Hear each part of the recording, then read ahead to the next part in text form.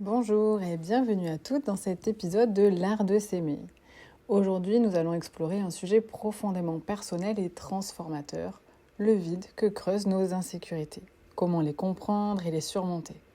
Ensemble, nous allons plonger dans les origines de nos insécurités, leurs conséquences et comment adopter une nouvelle perception pour vivre une vie remplie de sécurité et de joie. Nos sécurités prennent souvent racine dans nos expériences passées, particulièrement celles de notre enfance.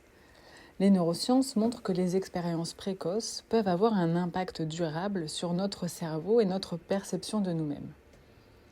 Les recherches en neurosciences ont démontré que les interactions précoces avec nos soignants, éducateurs, parents influencent profondément le développement de notre cerveau. Par exemple, des études ont révélé que les enfants qui reçoivent des soins inconstants ou insensibles développent souvent une amygdale plus réactive, ce qui les rend plus sensibles au stress et à l'anxiété plus tard dans la vie.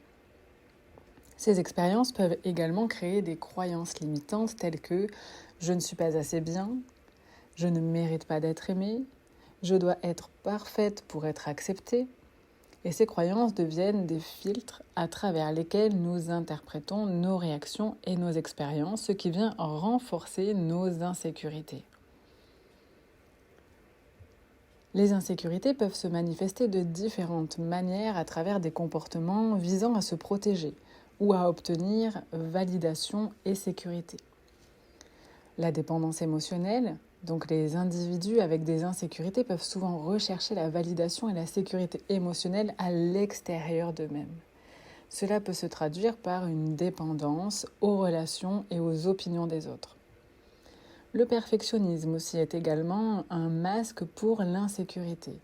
En cherchant constamment à être parfaite, on essaie de compenser un sentiment de ne pas être assez bon ou digne d'amour. Puis il y a l'autosabotage. C'est un comportement autodestructeur qui peut surgir lorsque nous ne croyons pas mériter le succès ou le bonheur. Cela peut prendre la forme de procrastination, de refus d'opportunités ou de comportements destructeurs. Les insécurités peuvent conduire donc à des comportements tels que la dépendance émotionnelle, la jalousie, le besoin constant de validation. Il y a des études qui montrent que les individus avec une faible estime de soi sont plus susceptibles de rester dans des relations toxiques, par peur du rejet ou de la solitude. Dans le domaine professionnel, les insécurités peuvent se manifester par le syndrome de l'imposteur, le perfectionnisme et l'autosabotage.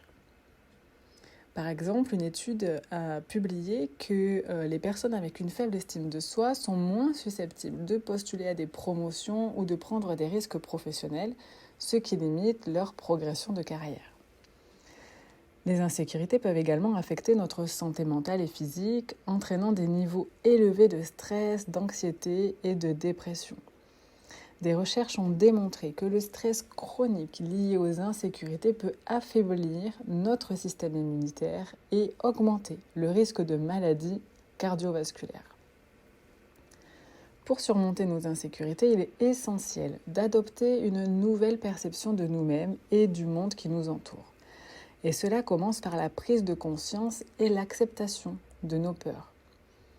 Comme je l'ai dit précédemment, un journal peut être un outil puissant pour identifier et comprendre nos peurs. En prenant conscience de ces peurs, nous pouvons commencer à les défier et à les reprogrammer. Donc ce que je vous propose, c'est d'utiliser un journal dans lequel vous écrivez chaque jour vos pensées et émotions. Vous notez spécifiquement les moments où vous ressentez de l'insécurité et de la peur. Puis vous allez chercher des motifs ou des déclencheurs récurrents. Quelles sont les situations, les personnes ou les environnements qui provoquent ces sentiments? Puis vous allez défier les croyances, c'est-à-dire vous poser des questions critiques. Pourquoi est-ce que je ressens cela? Est-ce vraiment vrai? Quelle preuve ai-je pour soutenir cette croyance? Et une fois les peurs identifiées et analysées, vous les remplacez par des affirmations positives et réalistes. Les études en psychologie cognitive ont montré que la reprogrammation cognitive, le recadrage, peut aider à modifier nos croyances limitantes. La résilience émotionnelle aussi, qui est la capacité de rebondir après des expériences difficiles, montre qu'elle peut être renforcée par des pratiques telles que la pleine conscience, la gratitude et l'autocompassion. Pour surmonter nos insécurités, il est crucial d'adopter des stratégies qui nous permettent de nous sentir en sécurité et joyeuses. Nos insécurités, bien que douloureuses, peuvent parfois avoir des bénéfices cachés. Elles peuvent nous offrir une fausse illusion de sécurité en nous empêchant de prendre des risques. Par exemple, en évitant de se lancer dans une nouvelle relation par peur du rejet, nous nous protégeons temporairement de la douleur potentielle, mais nous nous privons également de la possibilité de vivre une relation épanouissante. Devenir actrice de son mieux-être signifie prendre la responsabilité de notre guérison. Et cela commence par l'acceptation de nos peurs et la volonté de les confronter. En prenant des mesures concrètes pour surmonter nos insécurités, nous pouvons ouvrir la porte à de nouvelles opportunités et à un épanouissement personnel. Je vous propose 3 exercices pratiques. Donc, la première, c'est d'identifier une croyance limitante et de la remplacer par une affirmation positive. Par exemple, remplacer « je ne suis pas assez bien » par « je suis digne d'amour et de respect ». Ensuite, la méditation de pleine conscience. Prenez quelques minutes, même simplement 3 minutes chaque jour pour pratiquer la méditation. Vous concentrez sur votre respiration et observez vos pensées sans les juger, simplement les accueillir. Et ça peut être même simplement un exercice de respiration carrée, de respiration en plusieurs temps, ce qui vous permet de faire diminuer à la fois le stress et l'anxiété et de créer de l'espace à l'intérieur de vous. Puis la gratitude, tenez un journal de gratitude et notez 3 choses pour lesquelles vous êtes reconnaissante chaque jour.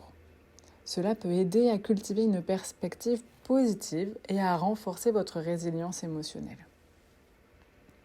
Surmonter nos insécurités n'est pas un chemin facile, mais les bénéfices sont immenses. Et en vous libérant de vos insécurités, vous pouvez renforcer votre estime de soi, développer une image de vous-même plus positive et réaliste, améliorer vos relations, établir des relations plus authentiques et épanouissantes, et aussi vivre avec plus de joie, de sérénité et de confiance.